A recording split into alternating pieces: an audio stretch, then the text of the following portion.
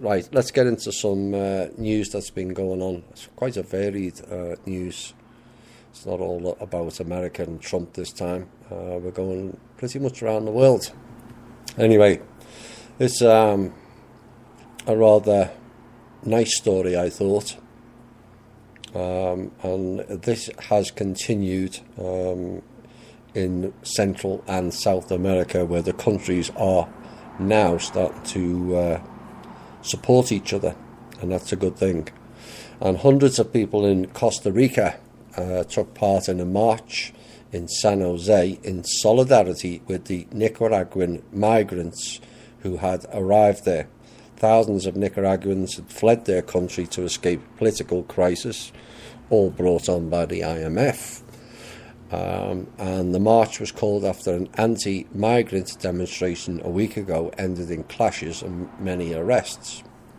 Now, that demonstration was condemned by the government, the private sector and several human rights organisations, and many of those taking part in Saturday's march carried banners condemning Nicaragua's President Daniel Ortega, and they demanded justice for the hundreds of people killed in 4 months of anti-government protests over there. The protesters blamed the security forces and also the paramilitary groups loyal to the Nicaraguan government, aka mercenaries, for the violence, while the authorities have labelled the protesters as terrorists. No surprise there. President Ortega has rejected calls to step down to defuse the clashes, and the United Nations Refugee Agency has said recently that an average of 200 Nicaraguans a day were applying for asylum in neighbouring Costa Rica. So it's nice to see people from other countries supporting people from other countries, because that's the way forward. None of us are any different. Doesn't matter which imaginary line or imaginary border you're currently housed in. We're all the same. And we all have a common enemy. There is no interest in we the people whatsoever. Trouble in Australia. I think there was further oustings over there. Anyway, Scott Morrison was to be the new Australia Prime Minister after Malcolm Turnbull was forced out by party rivals in a bruising leadership contest last week.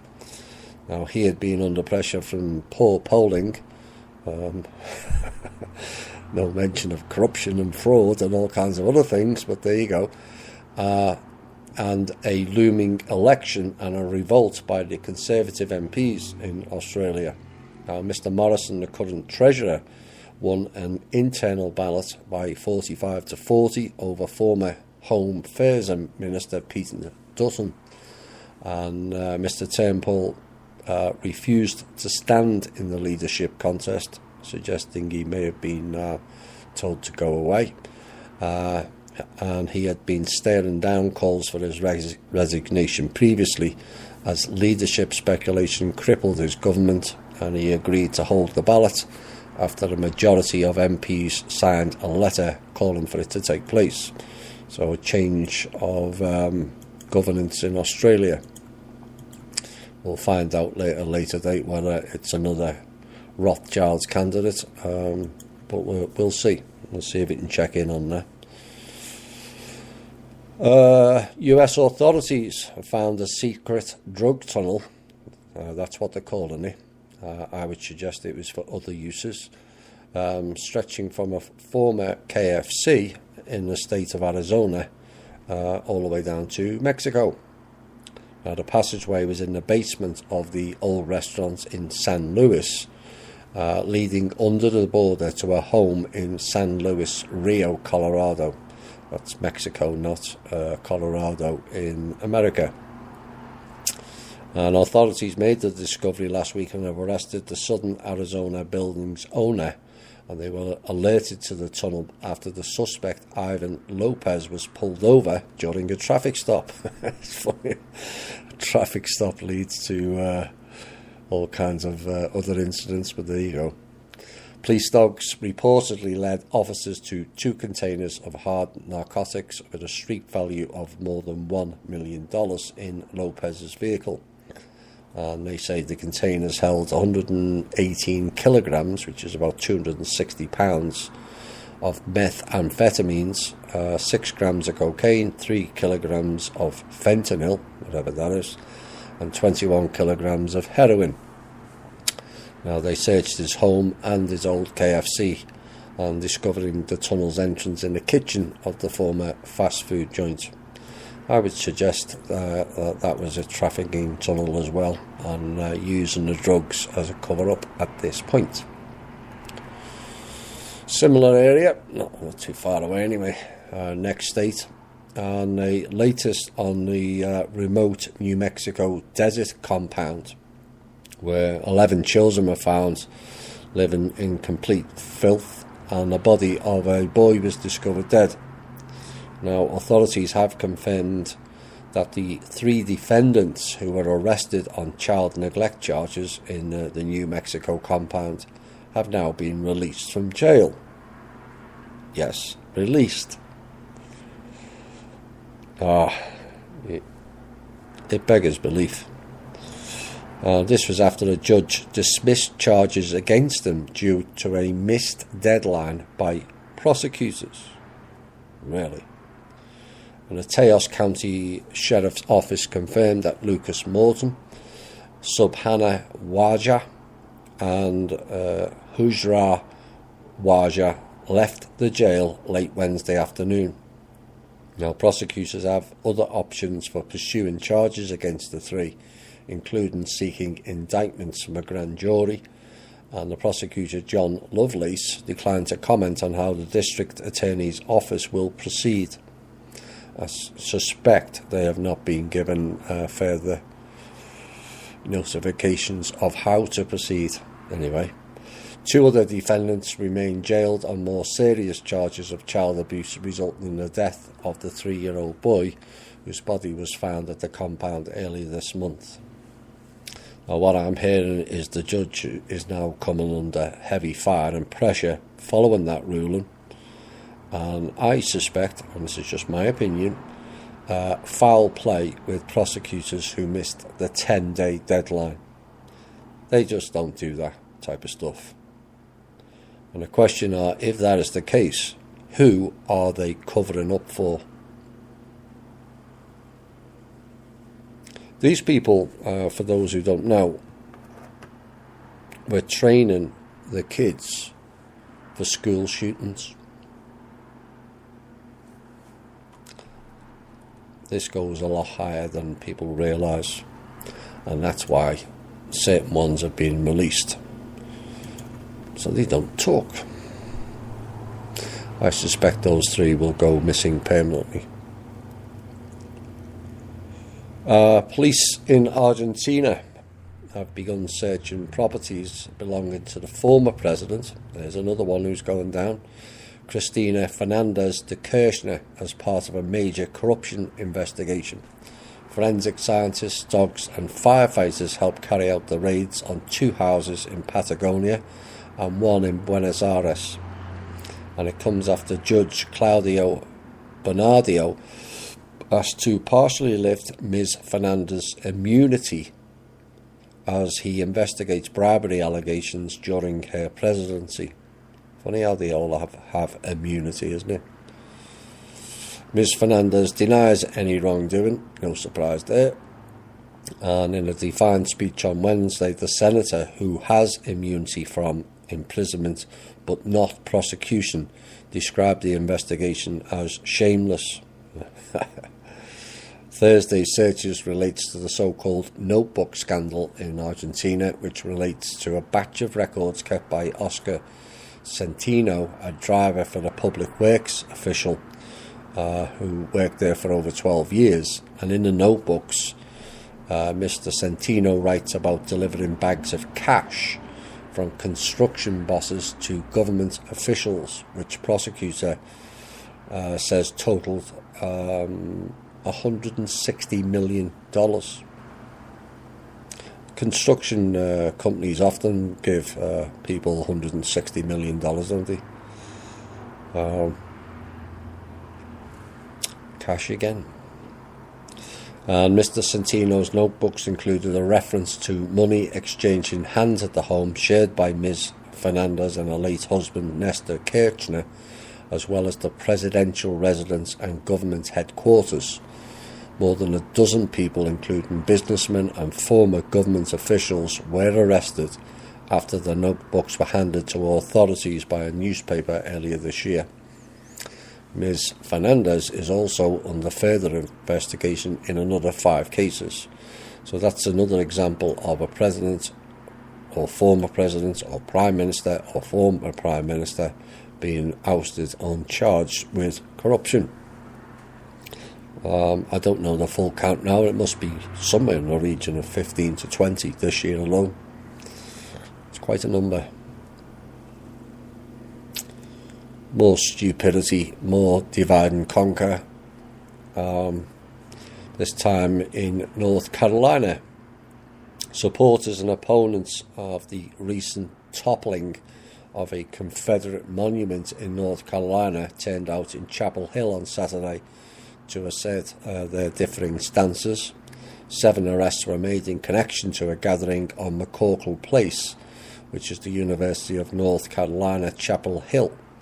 And 3 arrests were for assault, the 4th for destruction of property, and the 5th for resisting arrest of an officer. Assault, destruction of property, and inciting a riot were the other charges. And more than 100 people were at the protests, and Chancellor Carol Folt said in a conference call with journalists there were no serious injuries, but rival rallies came after 250 protesters knocked over the controversial Silent Sam Confederate statue late on Monday night.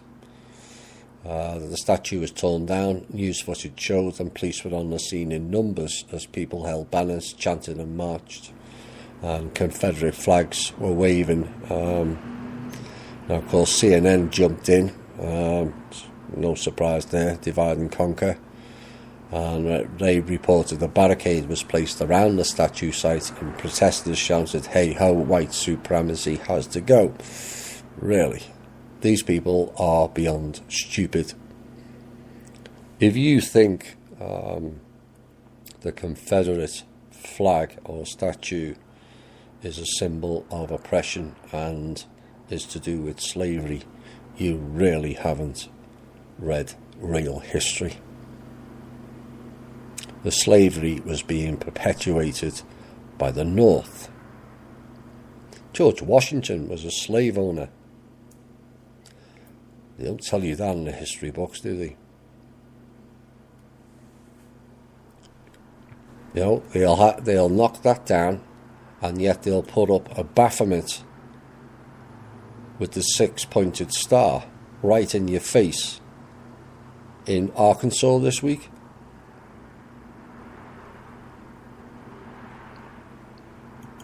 People of Arkansas, you know what to do. Brazil, another example of South American countries protecting others now. This time Brazil, the country, announced on Tuesday it's sending its army to the border to guarantee law and order amid an influx of migrants fleeing crisis-hit Venezuela. These are not Venezuelan people, by and large. I'll talk about that in a minute. And President Michel Temer said in a televised address that Venezuela's tragic situation threatened peace in the whole of South America. Yes, it does. And millions of Venezuelans have fled their country due to hyperinflation and food and medicine shortages. Now, Brazil moves follows recent border clashes between locals and Venezuelans, and the president signed a decree on Tuesday which will deploy soldiers for 2 weeks along the border and federal roads of its northern state of Roraima. And the problem of Venezuela is no longer one of internal politics. No, it's not. It's very much external. and it poses a threat to the harmony of the whole continent, Mr. Tamer said. In addition to ensuring the security of Brazilians, the soldiers' role is to look after Venezuelans' migrant safety. And meanwhile, neighbouring Peru has declared a 60-day health emergency in 2 provinces on its northern border after health authorities expressed concern to the spread of diseases from migrants. Yes, agents of death. All this with Venezuela is to do with Obama and the Muslim Brotherhood. They've been shipping into Venezuela not only the free ISIS oil that they stole, but also mercenaries, Muslim Brotherhood paid mercenaries out of Oman, Yemen and Saudi Arabia. And they're arriving in Venezuela and flooding, they used to be flooding, through the Mexican-American south border. Some of them arrived in Kim's location. They were caught and dealt with. They won't be coming back again, put it that way. But this is what's going on in Venezuela. It's issues to do with Obama and his Muslim Brotherhood and a load of other goons who think they can steal off every country and get away with it. So Brazil needs to step in because they'll use them next. And Mexico, given the new NAFTA signing, perhaps they're now helping. We'll see. Sad news that came out of Puerto Rico this week. It won't be a surprise to our listeners because we all knew it was BS when they announced it. But the official figure now for the deaths following Hurricane Maria is 2,975. The initial estimate that was put out was 64. Why is it taking 12 months, nearly, to add 2,911 people?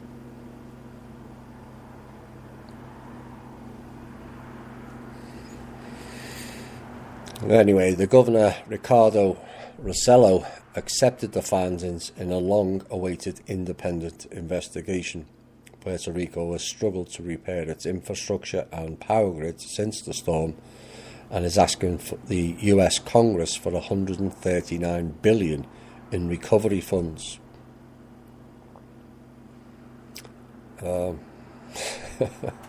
Perhaps we shouldn't have sent some money to Israel this week and sent it to Puerto Rico instead.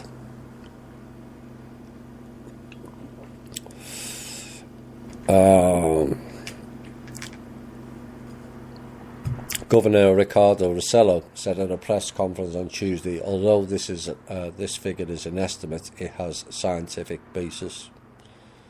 Really?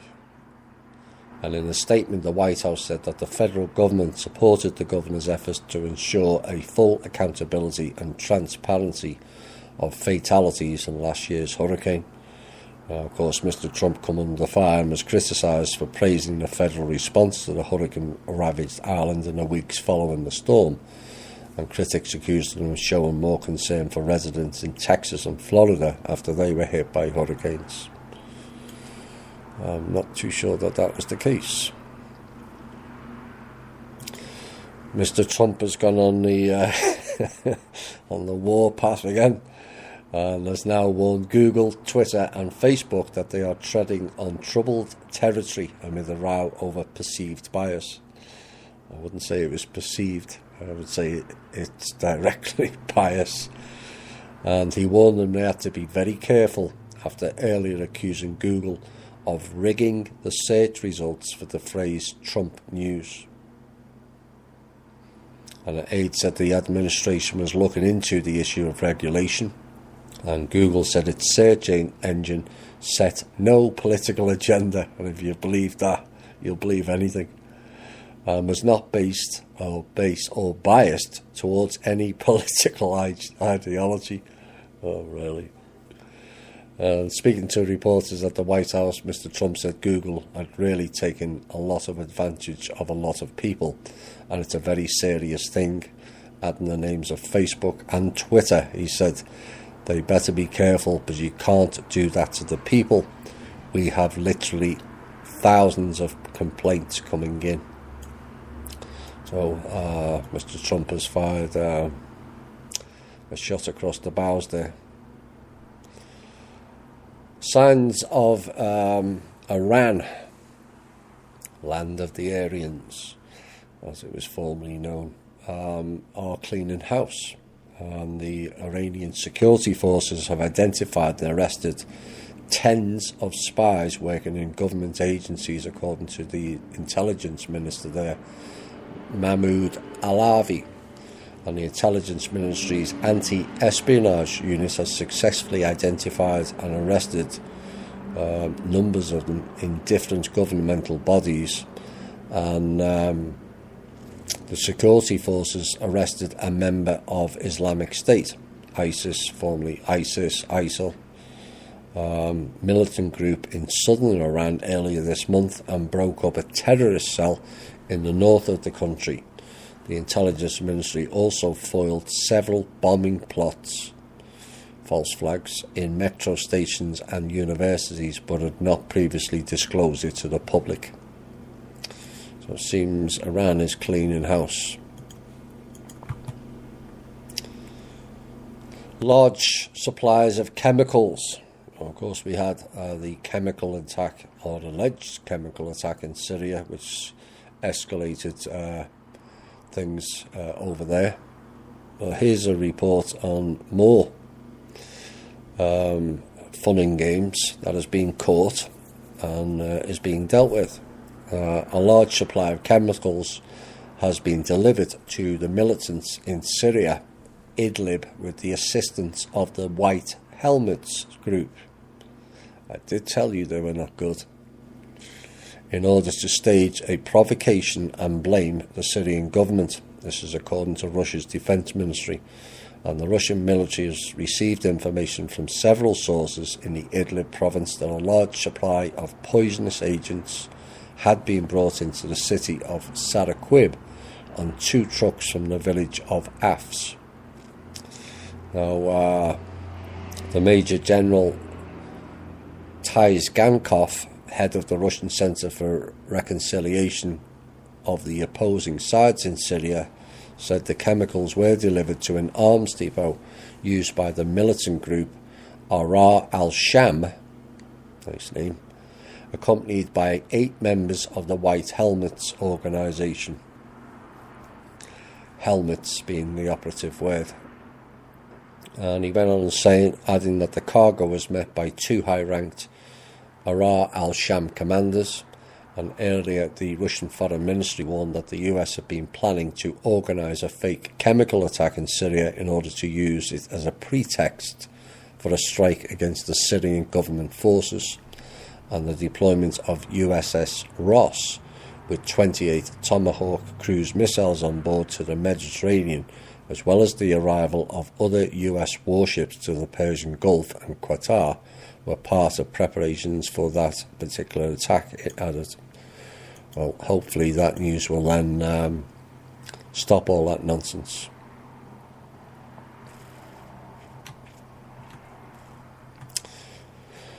A campaign group, I think we've all been waiting for this one, by the name of the Story of Stuff Project, have just announced that they will be pursuing legal action against Nestle for illegally extracting groundwater in California for its Arrowhead brand, which has been a key contributor to the state's drought crisis.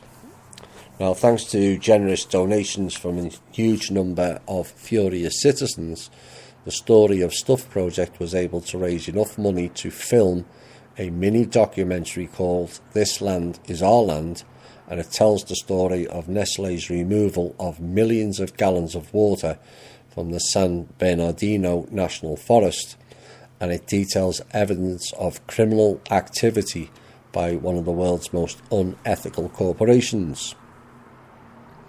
They also found out that the permit, Nestlé's permit to extract water, expired 27 years ago. But the corporation just kept on siphoning. And activists over there finally hope that justice will be served. We wish them well with that. Expired 27 years ago, Nestlé. It's time that people did what they did, was it 3 or 4 years ago, and stormed the Nestlé building and shut it down for a couple of days. They should have shut it down permanently. Preferably a non-violent storm, I might add. It's the last thing you want when you, as an activist, is violence. As that just brings in troops and stormtrooper cops. Anyway, we wish them well. Argentina's, again, two items from Argentina this week. Government has unexpectedly asked for the early release of a $50 billion loan from the IMF amid the growing economic crisis over there again. And President Mauricio Macri said the move is designed to restore confidence in the Argentine economy. That won't work. And the Argentinian peso has lost more than 40% of its value against the US dollar this year alone, and inflation is rampant. Investors are concerned Argentina may not be able to repay its heavy government borrowing and could end up defaulting. Correspondents say the decision to speed up the IMF bailout smacks of growing desperation. And when the terms of the loan were agreed in May, President Macri said he expected the economy to recover and did not plan to use the money. We'll have more on that in the intel. Russian president for the 4th time in under 18 months. Vladimir Putin has fired, this time, 15 Russian generals. It's the 4th batch he's fired in the last 18 months. As the country prepares to launch its biggest war games in over 4 decades. And among those fired were Vladlen Aksenov, and the Deputy Minister of the Russian Ministry of Emergency Situations. I presume that's the Russian version of FEMA. And Sergei Yuchin, head of Federal Penitentiary Services in Russia's Omsk region. And generals in Russia are often fired in groups, experts know. 11 were fired in April, and other groups were let go in 2016 and 17. I think that's somewhere in the region of 50 or 60 that have been fired. Now, during previous rounds of dismissals, some officials were arrested for corruption. In inverted commas. This week's case was no different. At least one general, Mikhail Begun, the Minister of Emergency Situations, was also apprehended on corruption charges for allegedly taking bribes. And experts say they suspect more arrests could soon be carried out, and the reason why generals are fired often vary, and in years past they had mixed reasons why any particular guy is let go. Be it a lost bureaucratic struggle, the leadership doesn't want a guy to become too ensconced in a position and turn it into a fiefdom. Policy differences and other unapproved corruption. I love that term. Unapproved corruption. Oh my. Now, the Russian expert who works at the Wilson Center in Washington, D.C., told Newsweek on the last point, no one at the top is clean. Hear, hear. And that applies in all countries, not just Russia. But sometimes an official can go too far. When someone loses a bureaucratic struggle, evidence of corruption can also be found. So it's hard to tell a story or its causality without digging in deeper. Yes, indeed. no one at the top is clean. It's nothing new to people in the alternative media. We all know that. Apart from Clinton News Network and other rogue portal people. Right, this is the last of the news items before we have a music break. President Trump is now considering pulling out of the World Trade Organization altogether, saying if they don't shape up, he will withdraw from the World Trade Organization. And he said this morning before departing for a rally in Indiana tonight. And last month the US President told reporters that the World Trade Organization has treated the US very badly for many years, another one that we're funding more than anybody else, and that the Geneva-based Switzerland Rothschild will need to change their ways in future. US Trade Representative Robert Lighthizer has called allowing China into the World Trade Organization a mistake, and accuses the trades body dispute settlement system of interfering with US sovereignty. Interesting term. The Trump administration has recently blocked the appointment of judges to the World Trade Organization's appeals body, and on Wednesday Washington filed a complaint with the World Trade Organization against Russia's retaliatory tariffs, which are a response to Trump's steel and aluminum duties imposed earlier this year. So that's the UN. He's filed the transatlantic, trans-Pacific, and now he's taking pot shots at the World Trade Organization. Just the World Health Organization and NATO to go. He will get there.